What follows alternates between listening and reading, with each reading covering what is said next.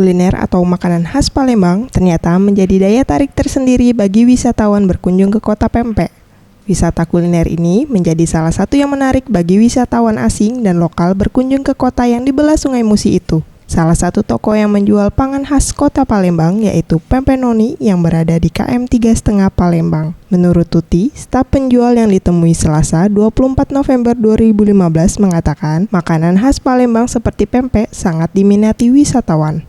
Di tempatnya dijual beragam jenis pempek, mulai dari pempek kecil, pempek kapal selam, dan pempek lenjer. Untuk harganya sendiri dimulai dari Rp3.500 hingga Rp35.000. Selain menjual pempek satuan, ia juga menjual pempek yang telah dipaket, mulai dari pempek paket kecil yang dihargai Rp105.000 hingga pempek paket besar seharga Rp405.000. Mbak Tuti, iya satunya Rp3.500. Kalau yang kapal selamnya Rp17.500, yang lenjernya Rp35.000.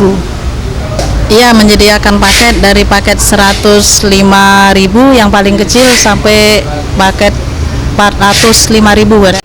Ia juga menambahkan jenis packing yang digunakan yaitu vakum. Menurutnya, dengan packing vakum, pempek bisa bertahan sampai 2 hingga 3 hari. Perharinya, konsumen Pempek Noni berkisar 50-100 orang. Mega Dwi Handayani, Ferry Jati Nugroho, Sriwijaya TV.